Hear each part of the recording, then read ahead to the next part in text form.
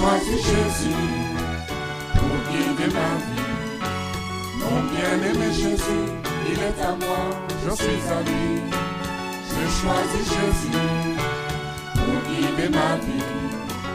Mon bien-aimé Jésus, il est à moi, je suis à lui. J'ai choisi Jésus pour guider ma vie.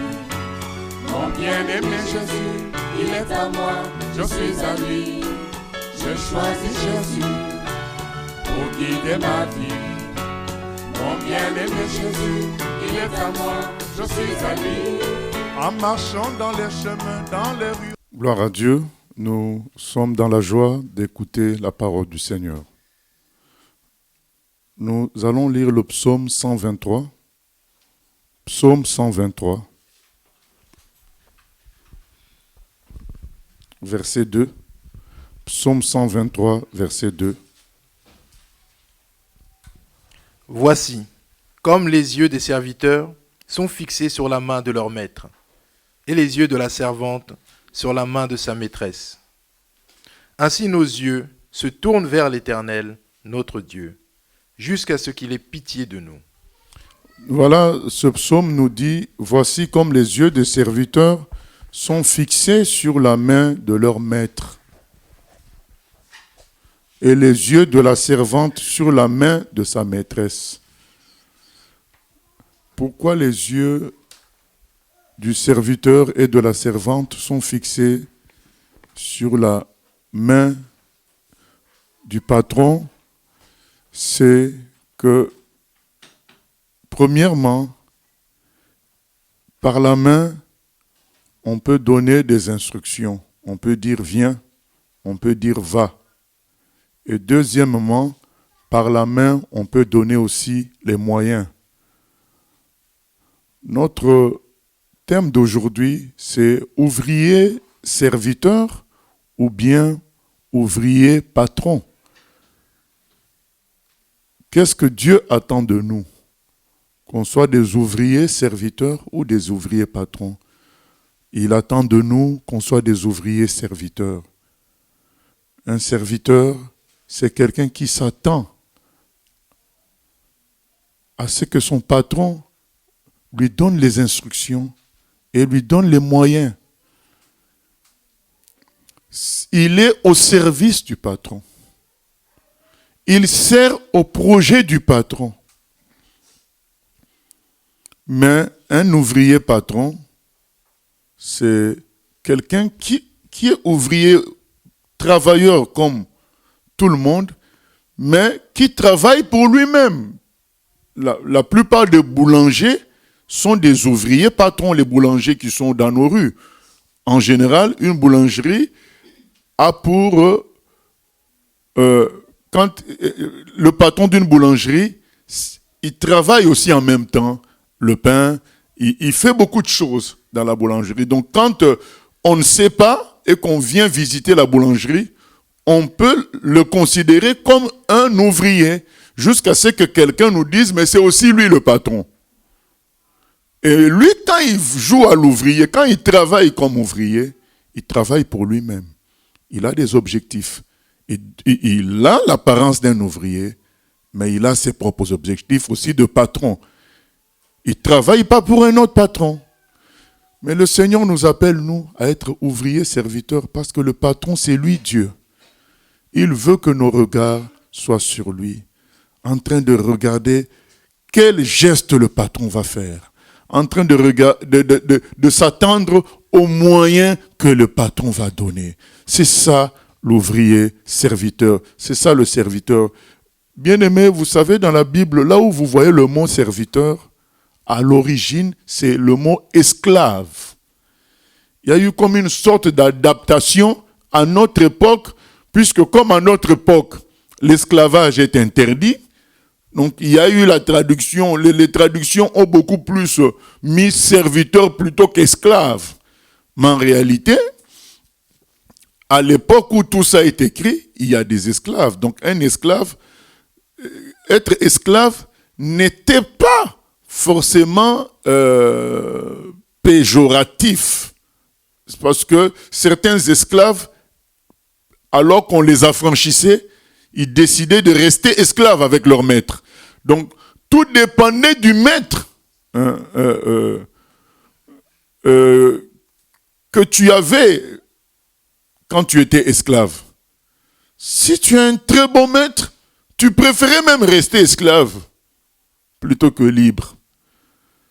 Mais quand on regarde qu'est-ce que c'est un esclave fait la volonté de son maître sans discuter.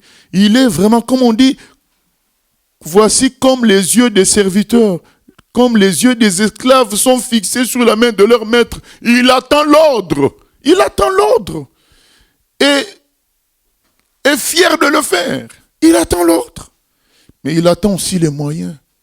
Lui n'a pas de moyens. Les moyens viennent du maître. C'est les deux. Les ordres et le moyen. Et les moyens. Nous vivons un temps pourri où dans l'église, les gens cherchent à être des ouvriers patrons et pas des ouvriers serviteurs. Beaucoup de gens travaillent pour Dieu et la majorité pour leurs propres objectifs et non pas en tant que serviteurs de Dieu, en tant qu'esclaves de Dieu. Ils ne regardent pas la main du maître. Ils fonctionnent comme de vrais travailleurs, mais en réalité, ils ont leurs propres objectifs. Ce qui finit par les corrompre et corrompre beaucoup d'autres personnes. Parce que nos jeunes qui grandissent en Christ, ils vont prendre pour exemple qui? Ils vont prendre pour exemple ceux qu'ils voient. Les aînés avant eux. Mais ces aînés-là, quand ils travaillent comme ouvriers, mais ouvriers patrons. Ils ont leurs propres objectifs. De remplir des salles, de construire des bâtiments, d'être connus, d'avoir des richesses. Aujourd'hui, même dans le milieu chrétien, on pointe la richesse comme paramètre de bénédiction. Un serviteur qui veut démontrer aux gens qui l'entourent que Dieu est avec lui, il montre ses richesses aujourd'hui. Il monte sa maison, il monte ses voitures, ses avions pour dire, mais voyez combien Dieu est avec moi. C'est grave. Ça n'existe pas dans la Bible. Où quelqu'un monte ses richesses pour dire que Dieu est avec lui. Ça n'existe pas.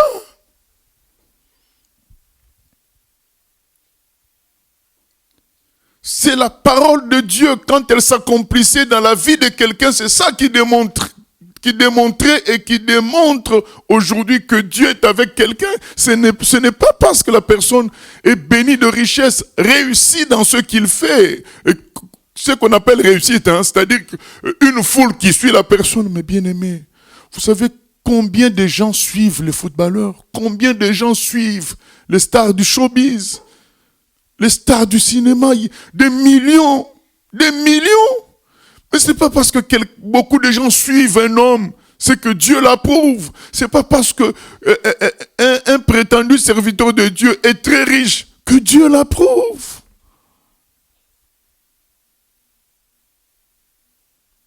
Ouvrier patron, c'est le système d'aujourd'hui. Chacun travaille dans la structure divine, mais dans les objectifs de s'élever soi-même. Dans les objectifs de s'élever soi-même. Nous allons lire Matthieu 20. Matthieu 20. La partie qui nous intéresse le plus, c'est le 25-28, mais on va commencer même avant pour voir qu'on voit le contexte. Matthieu 20, on commence par le verset 20. Donc du verset 20 au verset 28. Matthieu 20, 28. Alors la mère des fils de Zébédée s'approcha de Jésus avec ses fils et se prosterna pour lui faire une demande. Il lui dit, « Que veux-tu » ? Ordonne, lui dit-elle, que mes 2 fils que voici soient assis dans ton royaume, l'un à ta droite et l'autre à ta gauche. Jésus répondit, « Vous ne savez pas ce que vous demandez. Pouvez-vous boire la coupe que je dois boire ? » « Nous le pouvons, dirent-ils. Et il leur répondit, « Il est vrai que vous boirez ma coupe, mais pour ce qui est d'être assis à ma droite et à ma gauche, cela ne dépend pas de moi, et ne sera donné qu'à ceux à qui mon Père l'a réservé. » Les 10, ayant entendu cela, furent indignés contre les 2 frères. Jésus les appela et il dit, « Vous savez que les chefs des nations les tyrannisent et que les grands les asservissent. Il n'en sera pas de même au milieu de vous. Mais quiconque veut être grand parmi vous, qu'il soit votre serviteur. Et quiconque veut être le premier parmi vous, qu'il soit votre esclave. C'est ainsi que le Fils de l'homme est venu, non pour être servi, mais pour servir et donner sa vie comme la rançon de plusieurs. » C'est le verset principal d'aujourd'hui. Matthieu 20, 28. C'est ainsi que le Fils de l'homme, Jésus, est venu non pour être servi, mais pour servir et donner sa vie comme la rançon de plusieurs. Amen. Voilà. Le Fils de l'homme est venu non pour être servi, mais pour servir. Mais quel service? Quel service?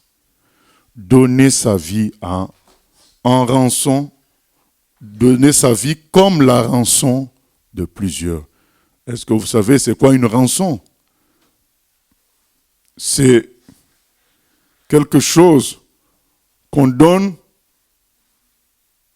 en échange pour récupérer des gens qui sont prisonniers, pris en otage, esclaves, condamnés. Donc toi, tu vas donner peut-être 10 millions, comme ça tu récupères l'otage. Et les humains sont esclaves du péché, de Satan et de la mort. Jésus est venu pour être la rançon qu'on donne en échange pour que ces gens-là soient libérés. Donc Jésus va subir le sort d'un otage, le sort d'un prisonnier. C'est lui qu'on va frapper, c'est lui qu'on va maltraiter jusqu'à être crucifié à la croix à la place des anciens otages que nous sommes. Voilà ce qu'il est venu faire. Servir, mais plus précisément, servir de rançon. Jésus a dit une phrase. Le disciple n'est pas plus grand que son maître. Que le disciple fasse déjà comme son maître, c'est déjà très bien. Mais qui ne pense pas dépasser son maître. Aujourd'hui, les ouvriers chrétiens ont dépassé le maître. Ils parlent d'argent, ils parlent d'honneur, ils parlent de succès, des choses dont le maître n'a pas parlé. Le disciple, sa mesure, c'est le maître. Le maître lui-même vient de dire, lui n'est pas venu pour qu'on le serve, mais pour être servi, pour que lui serve plutôt.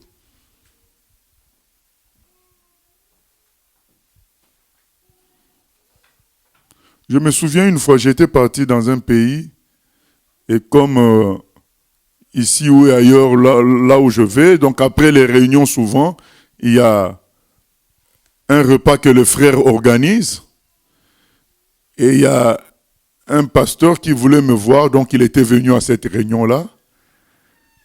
Et donc du coup, quand la réunion finit, je me lève, je vais avec d'autres personnes, donc on se lève, on va se servir, chercher à manger. Bien-aimé, le pasteur n'a pas bougé de sa chaise. Il est resté là où il était parce qu'il voulait qu'on vienne le servir. Je ne suis pas contre qu'on serve quelqu'un. Je suis en train de dire, on ne doit pas l'exiger.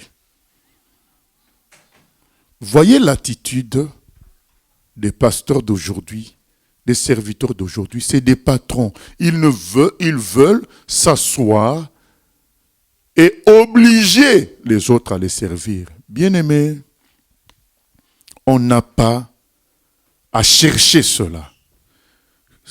Que ça arrive, c'est la grâce de Dieu qu'on nous serve.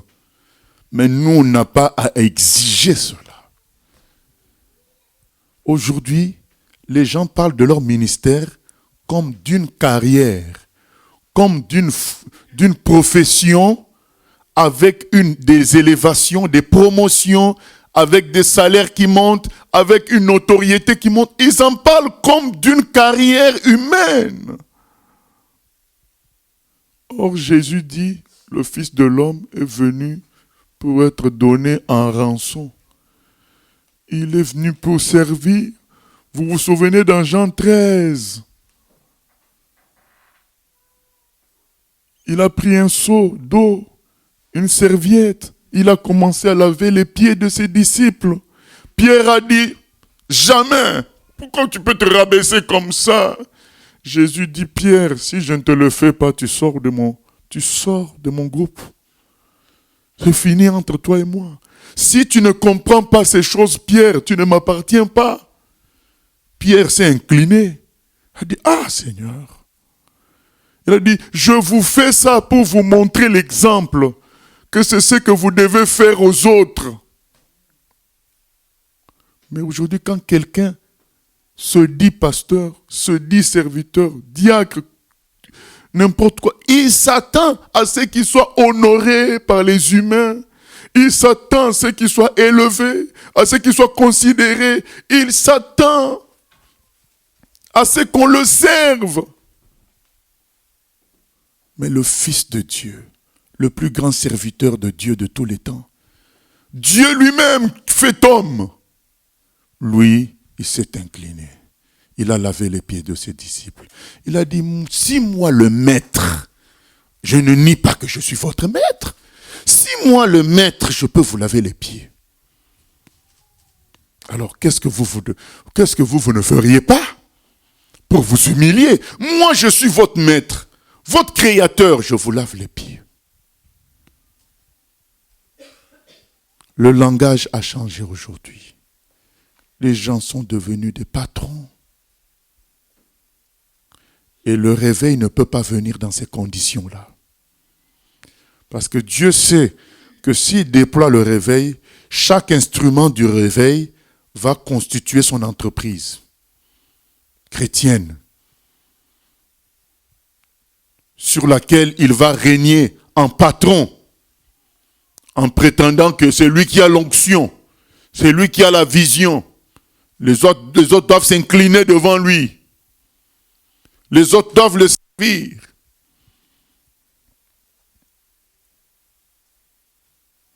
Il va faire des systèmes d'audience. Il faut faire de demandes longtemps à l'avance pour qu'ils reçoivent. Ils vont faire les systèmes de stars. Il ne prie pas avec vous. Il vient seulement au moment où il doit faire son spectacle, c'est-à-dire prêcher. Donc pendant que les autres sont en train d'adorer Dieu, de prier, lui il est quelque part. Et les gens d'aujourd'hui disent oui, il se concentre avec Dieu. Mais bien aimé, il est un frère comme nous. Je comprends bien aimé que parfois Dieu ne nous donne pas de prédication et que pour certaines fois, on soit obligé, alors que les autres sont en train de chanter, peut-être de se mettre à part pour chercher, pour prier, pour qu'on reçoive quelque chose. Mais bien aimé, quand c'est un système, c'est pas de Dieu. Et même en parlant de recevoir, on peut recevoir aussi au milieu des frères. Pendant qu'on est en train de prier avec les frères et sœurs, Dieu nous parle aussi, on peut recevoir. Donc, bon, on excuse On se dit qu'on est des humains, on ne peut pas tout juger. Ça peut arriver qu'on se mette à part alors que les autres sont en train d'adorer, de prier Dieu et qu'on vienne prêcher après. Ça peut arriver. Voilà. Il n'y a pas de problème. On ne veut pas créer des règles. Mais que ça devienne un système. Les autres sont en train de prier, de chanter Dieu, de s'humilier devant Dieu. Toi, tu es quelque part en patron. Dès que le moment arrive, il y a quelqu'un qui porte ta Bible, on te sort, on t'amène avec 2 ou 3 gardes du corps pour te laisser prêcher. Mais bien aimé, c'est des patrons, ce n'est pas biblique.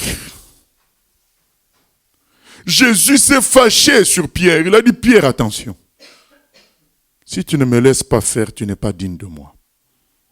Ça veut dire que si tu ne me laisses pas faire, ça veut dire que toi aussi, tu ne feras jamais ce que moi je fais.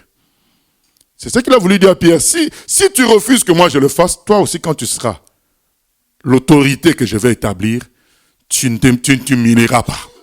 Mais comprends que l'autorité doit s'humilier. Les autres vont le respecter par la puissance du Saint-Esprit, pas par sa position que lui revendique. Non. C'est le Saint-Esprit qui va dire aux autres, obéissez à vos autorités. Mais ce n'est pas ton titre qui va le faire. Ou tu t'imposes sur les autres. Des ouvriers patrons.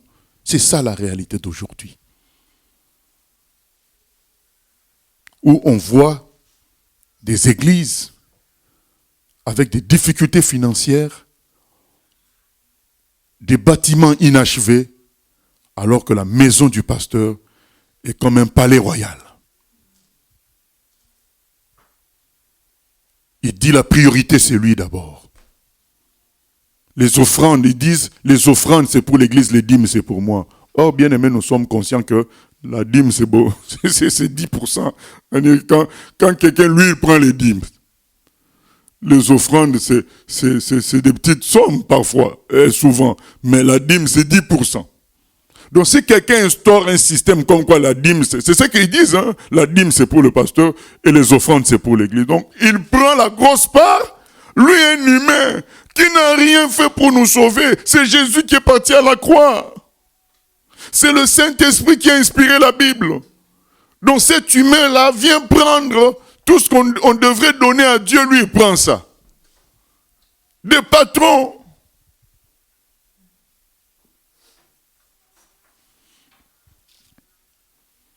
Il y en a qui vous diront, mais ce n'est pas de ma faute, mais c'est les gens. Mais les gens, quand ils veulent te transformer en patron, tu dois résister. Tu dois refuser. Les anges, quand les apôtres ont voulu se prosterner devant eux, ils ont dit à chaque fois non.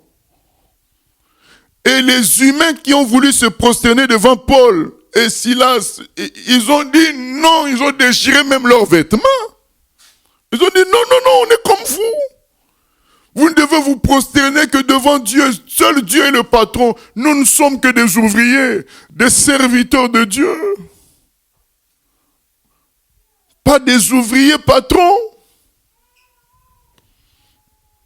Tout le monde dans le milieu chrétien, excusez-moi de dire tout le monde, parce que c'est tellement 99,99%, il y a des exceptions. Mais c'est vraiment des exceptions, comme on dit, qui confirment la règle. Tout le monde pense comme à une carrière quand il sert Dieu aujourd'hui. Tout le monde pense à être félicité d'une certaine manière.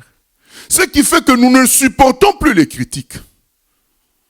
Nous ne supportons plus que les gens ne nous apprécient pas. Nous ne supportons plus que nous ne soyons pas connus. Nous ne supportons plus que nos prédications n'apportent que 50 vues. Toi, tu sers pour avoir beaucoup de vues ou bien pour obéir à Dieu? Les regards de la servante sont sur qui? Sur les mains du maître. Pas sur le nombre de vues. Il y a des gens qui se réveillent, nombre de vues. 5 jours après, nombre de vues. Mais non, tes regards doivent être fixés sur le Maître, ton Dieu. Qu'est-ce qu'il veut pour toi? Qu'est-ce qu'il attend de toi? Quelles sont ses instructions? Quels sont ses moyens? C'est pourquoi j'aime beaucoup les chiens. Les chiens, ils regardent le maître.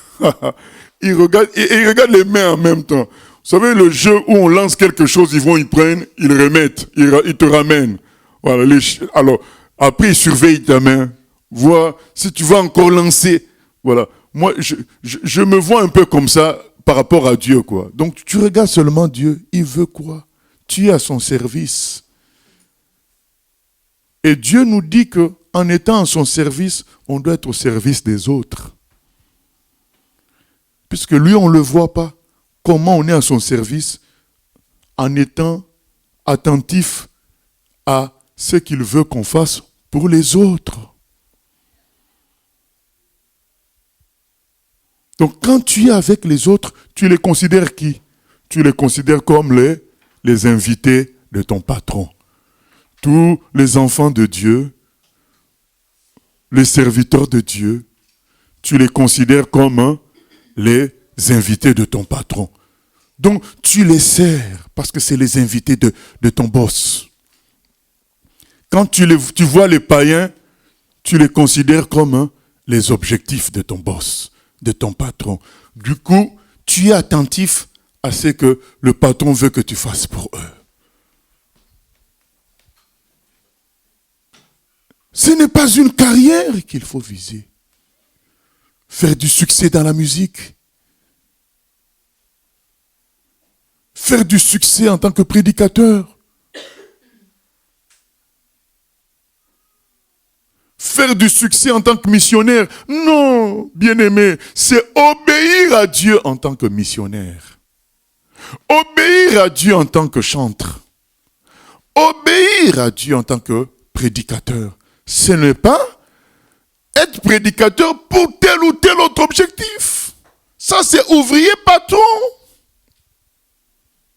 Je répète, Jésus a dit dans Matthieu 20, 28, le Fils de l'homme est venu non pour être servi, mais pour servir et être donné en rançon pour plusieurs. Quel service! Le service du Fils de Dieu. Je dis le principal service, c'était quoi? C'est ce qu'il dit. On va relire ça. Matthieu 20, 28.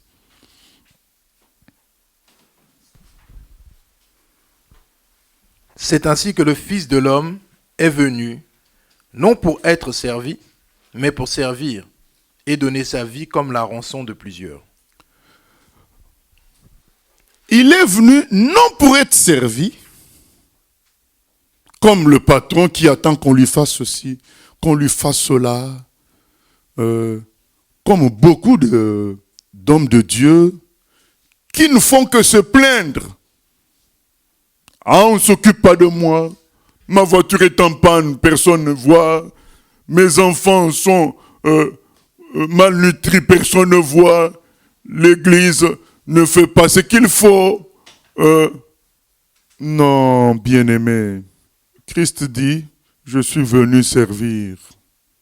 Je ne suis pas venu pour être servi. Et on va lire dans Actes des Apôtres, chapitre 10, tout ce qu'il a fait comme service. Mais il nous donne après son service principal. Quel est son service principal? C'est être donné en rançon.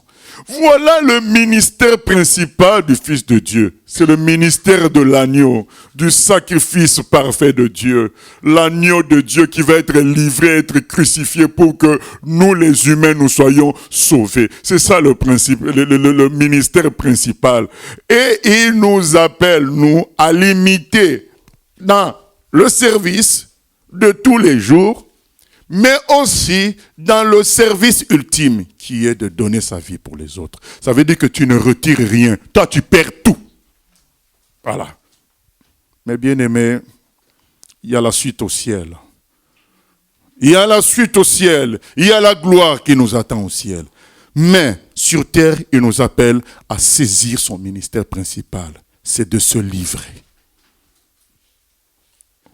Afin que les autres reçoivent la vie. de se livrer soi-même. C'est ce qui fait que Jésus ne se plaignait pas qu'on le critique, qu'on le déteste, qu'on le mette de côté, qu'on ne le calcule pas. Parce qu'il est venu pour se livrer pour tous ces gens-là. Ça ne le dérangeait pas, puisqu'il est venu pour ça, se livrer en rançon. Il est venu les servir. Lisons Actes 10, 38, le service du Seigneur qui est décrit là-bas.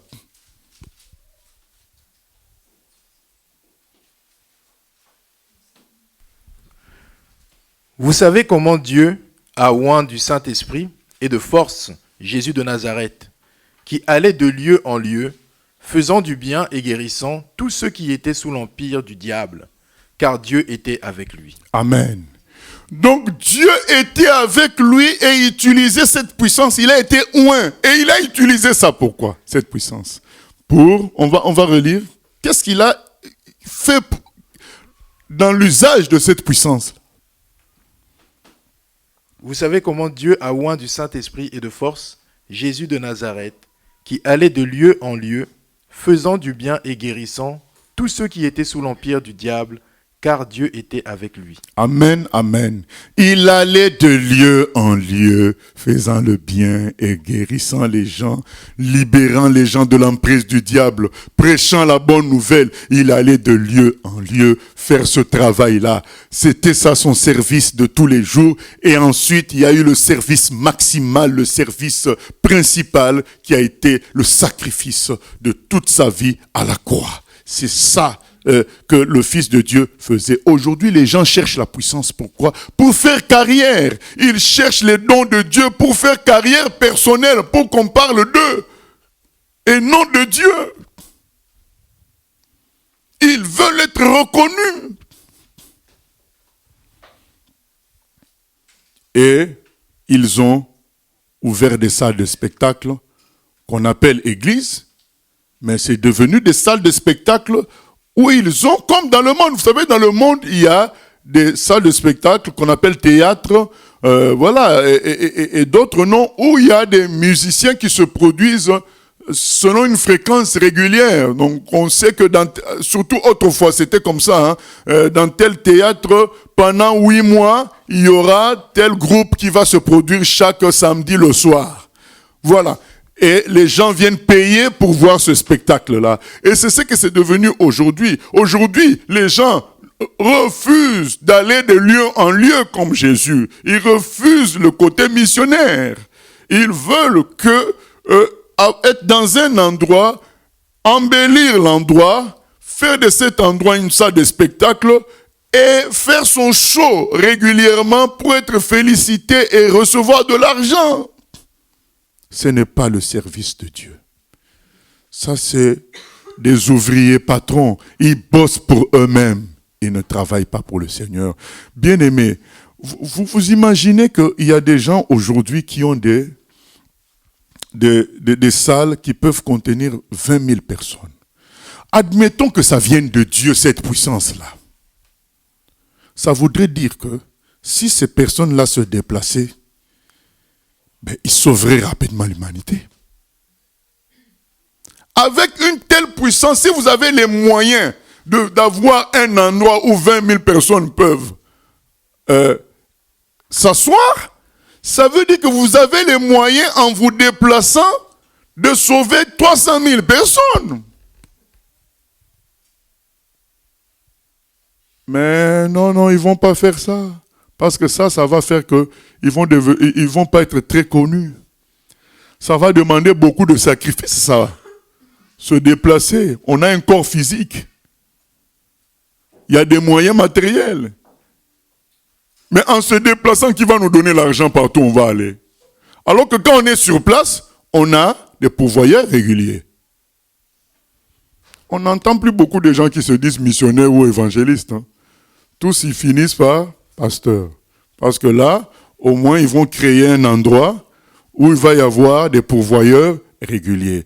Et les ministères itinérants, ça a disparu. Où les gens comptaient sur Dieu, que Dieu va leur donner les moyens de faire le ministère par la foi. Ça n'existe pratiquement plus. parce que les gens ont perdu la foi. Jésus a dit, quand le Fils de l'homme viendra, trouvera-t-il encore la foi sur terre? Ils ne veulent pas se déplacer parce qu'ils savent qu'en se déplaçant, c'est un public nouveau. On n'aura pas forcément les mêmes revenus qu'on a quand on est sur place. Ils ne connaissent pas Dieu.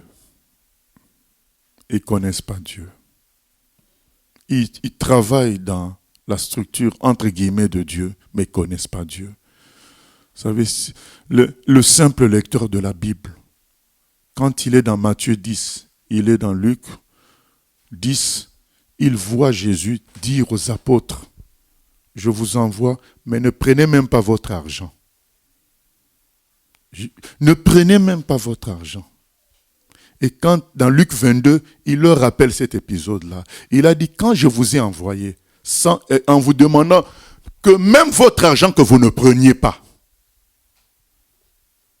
est-ce que vous aviez manqué de quelque chose? Ils ont dit, non, maître. Dieu a toujours pourvu. Un simple lecteur de la Bible lit ça. S'il est humble, il prend Jésus au sérieux, il applique ça. Mais s'il regarde autour de lui ce qui se fait, il va dire, bon, c'est irréaliste ce que Jésus a dit. Quand même, il faut bien que les gens nous donnent ceci. Il faut bien que... Non. Entre les gens et Jésus, qui est plus réaliste?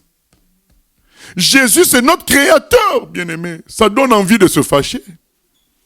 À qui nous donnons plus du crédit? À Jésus ou aux pasteurs qui ont du succès aujourd'hui? Et qui vont passer, attention, qui vont passer. Bénigne a eu son temps, mais aujourd'hui il est criblé de dettes. Hein? Il a menti aux gens qu'il allait faire une nouvelle Jérusalem aux États-Unis. Il a pris de l'argent, il n'a jamais construit ça. Hein? Mais cet argent est fini aussi. Puisque bien aimé, on dépense tous les jours. Hein? Jet privé. Même la maison, quand tu l'as achetée, il y a les impôts aussi. Hein? Les hôtels 6 étoiles, c'est de l'argent. Et quand tu te promènes avec 10 personnes en première classe, c'est de l'argent et ça part. Même si tu avais 10 millions, ça va partir. Ils ont refusé Jésus-Christ. Ils ont préféré le système humain.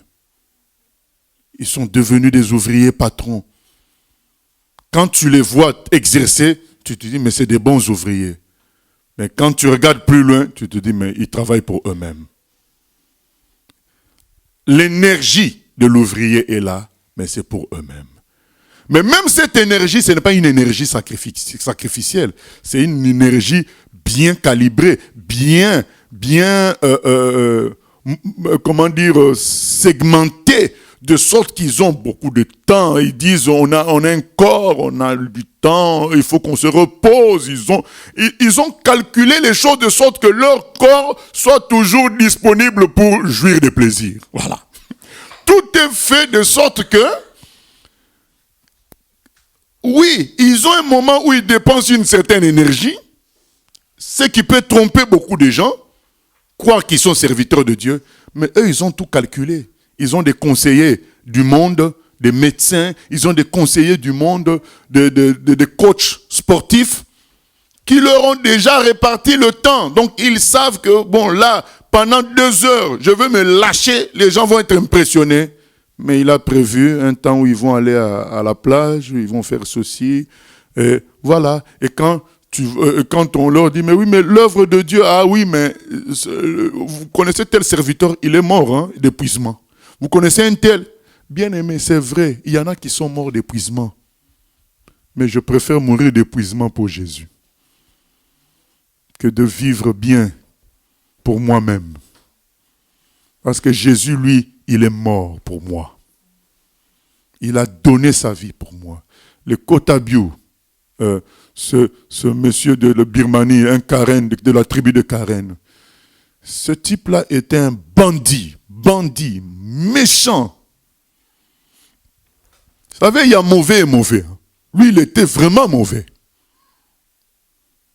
Et Adoniram Judson, un autre Paul, un autre Jésus, a été envoyé par Dieu en Birmanie. Pendant 7 ans, aucune conversion. Mais heureusement, parce que quand je dis heureusement, il a compris ce heureusement-là plus tard lui-même. Mais quand tu fais 7 ans, aucun résultat, ben, tu n'es pas bien. Tu te dis, j'ai échoué, mais tu travailles pour qui? Si tu travailles pour un patron, tu n'as pas échoué.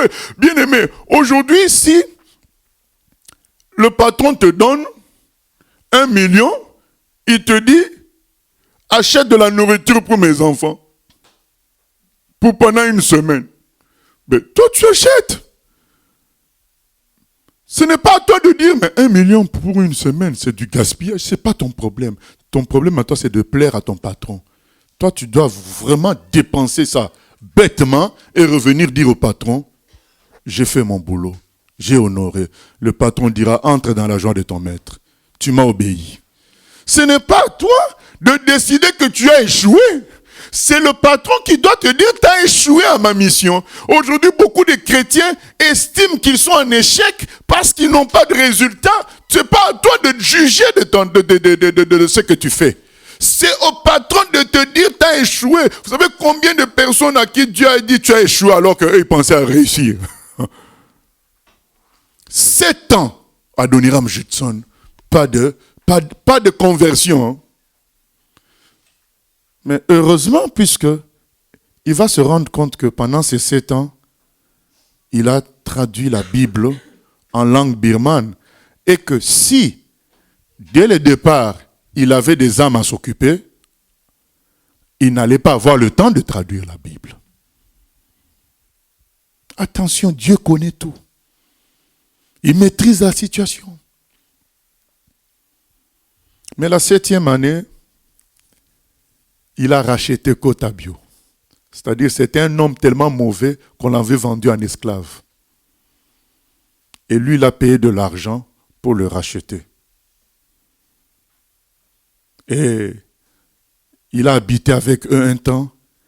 Il écoutait l'évangile, il ne comprenait rien. Rien du tout.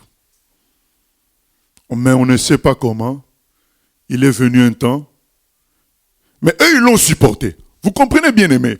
Vous êtes avec un bandit qui a déjà tué plus de 30 personnes. Vous habitez avec lui. Et il ne croit pas trop. Mais vous continuez à le supporter. Une nuit, vous pouvez vous retrouver tous morts. Mais les chrétiens l'ont supporté. Et pendant ce temps-là, c'est pourquoi nous revenons sur ça. Donner sa vie en rançon. Ces chrétiens-là ont donné leur vie en échange de la libération de Kotabio. C'est-à-dire qu'ils prenaient un risque en habitant avec cet homme-là qui avait déjà tué beaucoup, qui était foncièrement méchant. On dit qu'il était ténébreux. Mais ils ont, par amour pour leur Jésus, ils ont pris cet homme-là. Bien-aimé, quand cet homme a été touché, il a massacré. Hein? Il a massacré le pays, sa tribu, à lui tout seul. Hein? Et il faut savoir que c'est une tribu qui est éparpillée dans plusieurs pays. Cet homme-là, maintenant, quand il a été touché, il a commencé le travail. Dieu est descendu sur terre à ce moment-là. Il a secoué cette tribu-là. Il y avait des conversions par milliers. Et il est mort d'épuisement. Mais c'est pour la gloire de Dieu. Tous ces gens-là qui veulent rester en vie sans s'épuiser par leur intelligence, c'est pour produire quoi?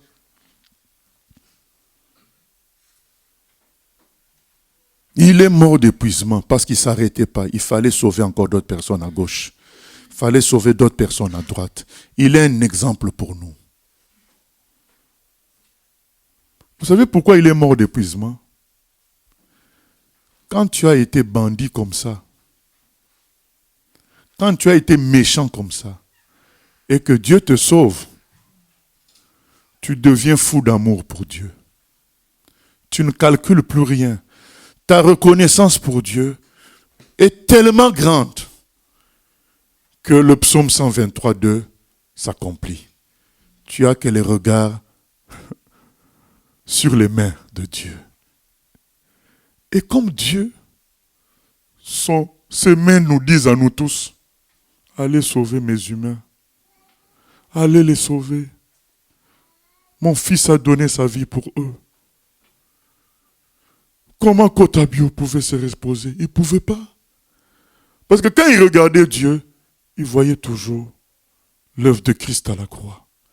Et l'œuvre de Christ à la croix nous appelle à donner notre vie pour les autres, comme lui l'a fait. Matthieu 20:28, bien-aimé, n'oubliez pas ce passage-là. Le Fils de l'homme est venu non pour être servi, mais pour servir et donner sa vie en rançon pour plusieurs. Comme rançon pour plusieurs. Et cet homme a vécu ça. Et il est mort d'épuisement. Je ne fais pas de la mort d'épuisement une règle. Je dis tout simplement que lorsque on est touché par le Seigneur, on ne calcule plus. C'est le Saint-Esprit qui nous conduit. Si le Saint-Esprit nous conduit à l'épuisement, que sa volonté soit faite. S'il veut qu'on fasse plus de 100 ans comme l'apôtre Jean, que sa volonté soit faite. Il n'y a pas de règle avec le Saint-Esprit. Le Saint-Esprit, c'est la main de Dieu. Les yeux du serviteur, les yeux de la servante sont sur la main de Dieu. Que dit le Saint-Esprit pour toi? C'est ça qui compte. C'est pas le rythme que tu vois autour de toi des gens qui se... Vous savez, il y a des gens, ils donnaient beaucoup à Dieu, et quand ils voient l'autre acheter une nouvelle voiture, ils disent, ah, moi j'ai donné alors que les autres achètent des voitures. Moi aussi je vais acheter ma voiture. Oh, zéro. On t'a eu. On t'a eu. On t'a eu. Donc tu veux faire comme les autres. Tu n'obéis pas à la voix du Saint-Esprit pour toi. Comme je l'ai dit une autre fois, mais on a des rencontres où, enfin chaque dimanche, nous mangeons ensemble. Parfois, avant qu'on soit organisé, c'était bon, chacun amène ce qu'il peut. Mais bon, parfois, c'est les mêmes qui amènent. Mais les mêmes là ne doivent pas se dire, mais les autres n'amènent pas, moi non plus, je ne veux plus amener. Oh frère, tu n'as pas compris. Donner sa vie en rançon pour plusieurs. Il est venu pour servir. Accomplis l'ordre de ton maître. Sers les autres. Et donne ta vie même pour eux. Nous sommes passés à côté. C'est pourquoi Dieu s'est éloigné de nous. Nous devons redevenir serviteurs, ouvriers serviteurs. Obéir à Dieu, à sa parole, en servant les autres. Et finir par donner notre vie pour Dieu. Surveiller les mouvements de Dieu. Ah ben tiens, il veut quoi pour le moment? Alors je me livre. Je ne regarde pas aux autres, je regarde aux mains de Dieu. Lisons Philippiens 2, le temps est passé. Philippiens 2, 5 à 11.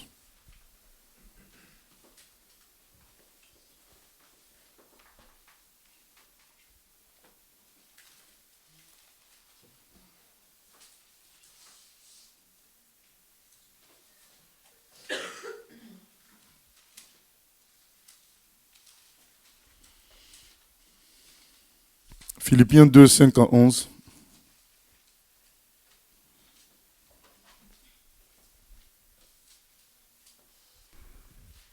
Ayez en vous les sentiments qui étaient en Jésus-Christ, lequel, existant en forme de Dieu, n'a point regardé comme une proie à arracher d'être égal avec Dieu, mais s'est dépouillé lui-même en prenant une forme de serviteur, en devenant semblable aux hommes, et ayant paru comme un simple homme, il s'est humilié lui-même, se rendant obéissant jusqu'à la mort, même jusqu'à la mort de la croix.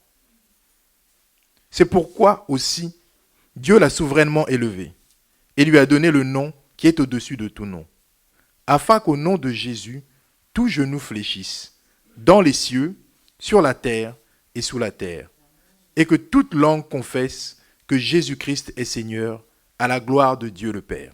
Amen. Bien-aimé, je ne veux pas longuement commenter ce passage qu'on a souvent lu. Vous voyez l'écart, être fils de Dieu, être Dieu, venir en homme petit. Est-ce que vous comprenez que Dieu, il a créé les cieux et la terre, donc il est plus grand que les galaxies. Mais venir en homme si petit, non seulement un homme petit, mais un homme qui sert les autres.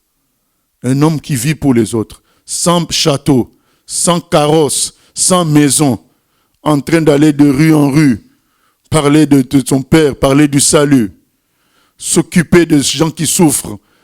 C'est cet homme-là qui est Dieu, qui vit comme ça. Et ensuite, être attrapé comme un voleur, frappé, maltraité, être crucifié. Vous voyez ce que Dieu a fait pour nous. Mais bien aimé, est-ce que ça en est resté là? Non. Il est ressuscité le 3e jour. Sa gloire remplit l'univers aujourd'hui. Par la puissance de la résurrection, son nom a été placé au-dessus de tout nom. Bien aimé, les gens comme le Kotabio, les gens comme le Jonathan Edwards, les Adoniram Judson et d'autres encore qui sont morts d'épuisement. Adoniram Judson a perdu sa femme, toujours dans ces histoires de mission là. Des gens qui quittent les États-Unis pour aller en Birmanie. Ces gens-là ont leur nom élevé au ciel. Et ça, personne ne pourra plus enlever, ça ne changera pas. Tout le succès que les ouvriers patrons ont aujourd'hui, des églises de 20 000 personnes, 10 000, des limousines, il y a un qui comptait ses véhicules, il en était arrivé à 14. Le monsieur là de Londres, Hashimolo, il disait j'ai 2 Hammer, 3 Land Cruiser, ceci, cela. Il comptait. Et c'était arrivé jusqu'à 14. Je ne sais pas comment des gens comme ça peuvent être debout en train de parler comme ça. Ce qui ne ressemble pas du tout à Jésus leur maître. Est-ce que c'est Jésus leur maître? C'est pas Jésus leur maître. Il suffit de regarder Jésus pour savoir que ce n'est pas leur maître. Jésus dit le Fils de Dieu est venu se donner en rançon. Il n'est pas venu pour avoir les véhicules. Je ne suis pas contre les véhicules, mais nous devons suivre le Fils de Dieu. Le disciple n'est pas plus grand que le maître. Mais bien aimé, son nom a été élevé au-dessus de tout nom. Bien aimé, notre gloire, c'est donner notre vie. C'est servir les autres. Ce n'est pas recevoir des félicitations ici sur terre, être connu. Ça, on n'a pas besoin de ça. On a besoin de la gloire qui vient du plus grand juge. Les humains ne sont que des petits juges qui te disent que tu es le meilleur. Ça va aller nulle part parce qu'ils vont t'oublier à ta mort. Ils vont t'oublier. Quelqu'un d'autre fera du succès après toi. Mais quand Dieu dit que tu es grand, là, ça sera éternel. Éternel. Nous préférons le jugement de Dieu. Nous préférons la satisfaction de Dieu. C'est lui notre patron. Bien aimé, c'est ça qu'il faut suivre. Dieu est en train de chercher de tels serviteurs. Arrêtons de regarder aux résultats humains. Regardons aux mains de Dieu, au Saint-Esprit. Qu'est-ce qu'il pense de ce qu'on fait? Qu'est-ce qu'il attend de nous? C'est tout. Que l'on soit pauvre, qu'il n'y ait pas beaucoup de monde qui nous suive. C'est pas ça. C'est pas important. Ce qui est important, c'est d'obéir à Dieu. Il n'y a plus de missionnaires aujourd'hui. Parce que être missionnaire, c'est pas rentable. C'est avoir beaucoup de vues sur Internet qui est rentable. Mais être missionnaire, c'est pas rentable. Parce que les gens ont perdu la notion du vrai serviteur, l'esclave de Dieu. Paul, qu'est-ce qu'il a eu sur terre? Pierre, qu'est-ce qu'il a eu? Bien aimé, est-ce que vous pouvez nous donner Un seul verset où on parle des richesses de Paul, de Pierre, de Jean, de Jacques, de Jésus. Un seul verset où on dit qu'il avait beaucoup d'argent à gauche, à droite. Un seul verset. Mais Paul dit, nous sommes pauvres, mais nous en enrichissons plusieurs. Moi, je me fais pauvre pour que les autres deviennent riches. C'est ça le serviteur de Dieu. Beaucoup de pasteurs aujourd'hui supportent plus de voir un frère dans l'église avoir une plus belle voiture que la sienne. Il faut qu'il négocie, qu'il trouve le moyen d'acheter une plus belle. Il faut que lui soit premier dans tout. C'est des ouvriers patrons. Et c'est anti-biblique. L'apôtre Paul dit, nous mourons pour que la vie vienne chez vous. Nous nous faisons pauvres pour que vous soyez riches. C'est ça le serviteur. Il sert les autres. Je m'efface pour que Jésus soit élevé, a dit Jean-Baptiste. On doit s'effacer pour que Dieu seul soit élevé. Le patron, c'est Dieu. La gloire doit lui revenir à lui tout seul.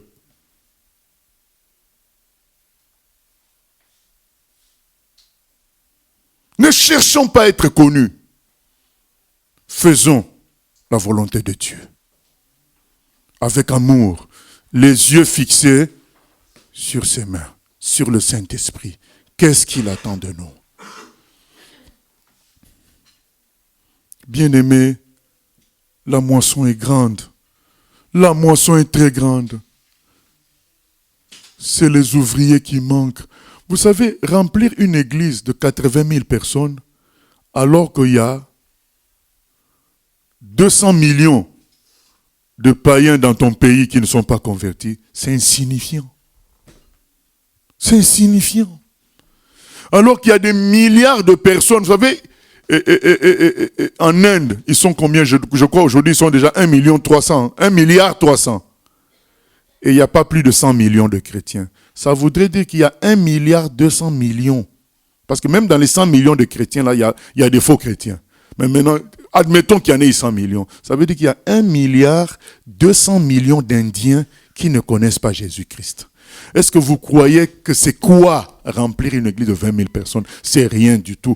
Dieu veut faire plus que ça. Son problème à Dieu, c'est que les gens sont devenus des ouvriers patrons. Dieu n'est pas là pour servir un ouvrier patron. Dieu, c'est lui le patron, il veut qu'on soit des ouvriers serviteurs. Si les ouvriers serviteurs naissent, vous allez voir la moisson que Dieu va collecter en cette fin de temps. Ma prédication, c'est que tu deviennes ouvrier serviteur. Dieu va faire de grandes choses. Mais il cherche de vrais ouvriers, les serviteurs. Que le Seigneur nous aide au nom de Jésus. Amen. Entre tes mains, j'abandonne tout ce que j'appelle le mien.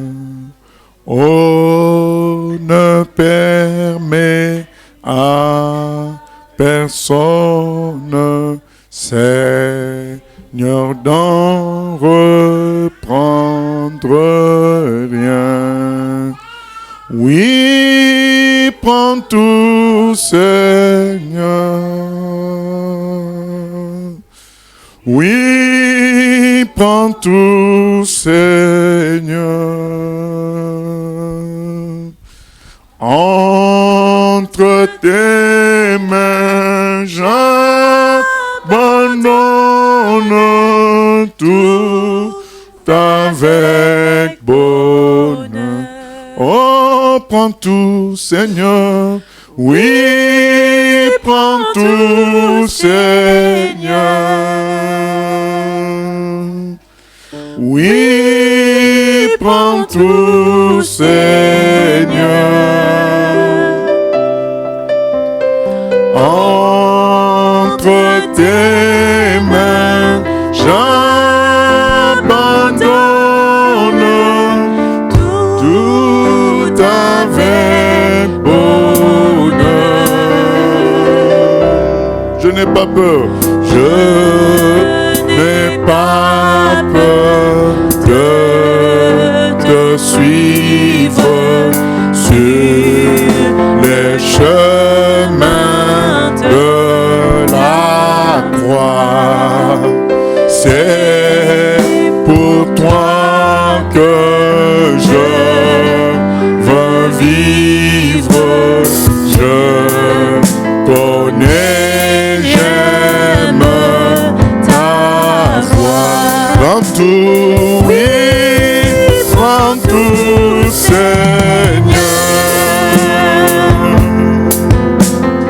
Oui, prends tout, Seigneur.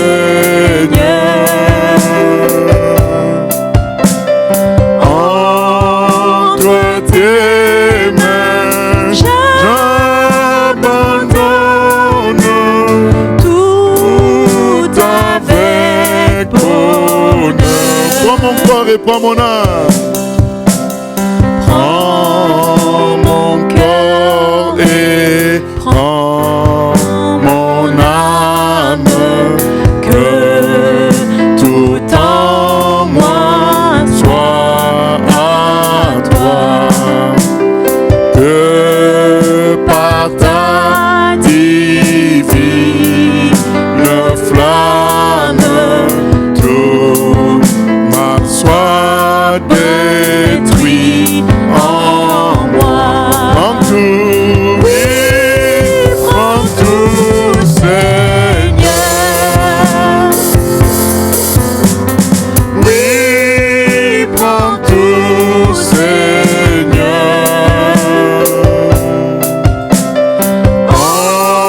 Entre tes mains, j'abandonne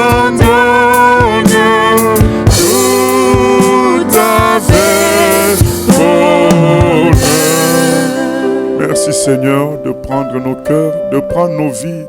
Seigneur, je prie, Seigneur, que tu suscites au milieu de nous des gens qui vont se consacrer, comme le frère Paul, comme le frère Karen, Kotabio, Seigneur. Des gens qui vont comprendre que le plus bel acte qu'on puisse faire, c'est de nous livrer entre les mains du patron, pour que toi, tu fasses de nous ce que tu veux et que tu nous envoies là où tu veux, Seigneur. C'est la plus belle chose qu'on puisse faire sur terre. Convainc-nous de cela. Suscite de vrais ouvriers en ce temps de la fin où les gens cherchent la vérité, où il y a trop de mensonges, trop de faux ouvriers, Seigneur patron.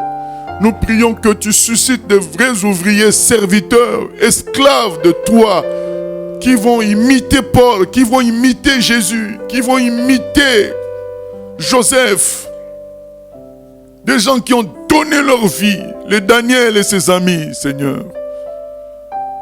Et nous savons, Seigneur, que c'est le bon choix, parce que la gloire qui vient après, elle est éternelle, alors que la gloire de ce monde passe.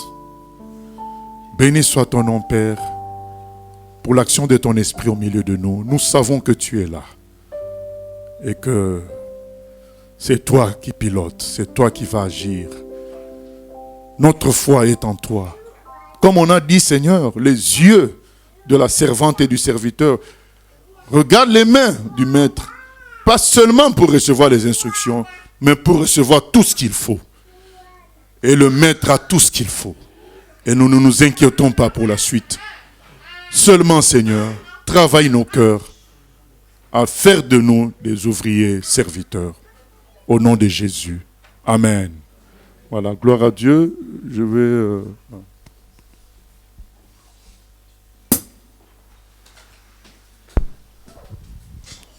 Nous bénissons le nom du Seigneur. Nous avons une annonce particulière. Le vendredi 12 novembre, il y aura une émission questions et réflexions à 14h en direct. Donc le thème c'est LGBT, qu'en pense la Bible. Donc pour ceux qui ont des questions, vous pouvez les préparer. L'émission est en direct à 14h sur notre site et nous avons d'autres annonces. Bon, ce sont les annonces habituelles. Donc le mardi, il y a des enseignements. Nous parcourons la Bible. Nous sommes en train d'étudier les psaumes. Et nous vous prions de nous suivre aussi, de nous retrouver en direct, mais plutôt en décalé sur le site de Bethléem. Nous avons de la louange jusqu'à l'enseignement qui passe en direct. Et sur YouTube, on a la partie enseignement. Donc pour ceux qui veulent suivre le mardi à 18h. Et les mercredis, nous avons intercession en ces lieux. Et dans toutes les cellules où nous sommes repartis. Et le dimanche, nous avons notre culte de louange et d'adoration à 10h. Donc le site, c'est ccnbethlehem.com. Et le direct aussi, c'est dans ccn.bethlehem.tv. Pour les directs, je pense que c'est ça. Et nous bénissons le nom du Seigneur. Nous allons nous lever pour clôturer ces instants. Pour ceux qui peuvent se lever, bien sûr. Seigneur, nous te disons merci pour ces merveilleux temps passés en ta présence, Seigneur. Il est écrit que là où 2 ou 3 sont assemblés, tu es présent, Seigneur. Nous croyons, Seigneur, en ta présence, Seigneur. Merci, Seigneur, pour ce temps. Merci pour cette parole, Seigneur, qui nous met encore en garde, Seigneur, afin que nous puissions être des vrais serviteurs, Seigneur. Que nous puissions croire, Seigneur, à toi, Seigneur. Non pas seulement croire, mais et obéir. Parce qu'il est écrit que le diable croit aussi que tu existes et il tremble. Seigneur, que nous puissions obéir, Seigneur, à toi. Dans le nom puissant de Jésus, nous te recommandons cette journée entre tes mains. Que nous ne soyons pas seulement, Seigneur, des chrétiens en ces lieux, Seigneur, mais partout où nous allons, que nous soyons un véritable témoignage. Dans le merveilleux nom puissant de Jésus, nous te disons merci pour tout. Gloire et honneur te soient rendus à toi seul. Merci de soutenir tous nos bien-aimés qui se sont réunis aussi aujourd'hui, qui se réunissent, notamment notre cellule de Paris. Que tu les soutiennes, Seigneur, et que la gloire te revienne à toi seul, au nom de Jésus. Amen.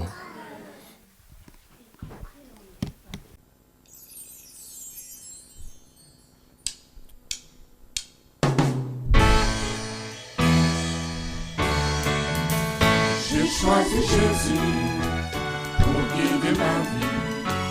Mon bien-aimé Jésus, il est à moi, je suis à lui. J'ai choisi Jésus pour guider ma vie. Mon bien-aimé Jésus, il est à moi, je suis à lui. J'ai choisi Jésus pour guider ma vie. Mon bien-aimé Jésus, il est à moi, je suis à lui. J'ai choisi Jésus pour guider ma vie. Mon bien-aimé Jésus, il est à moi, je suis à lui.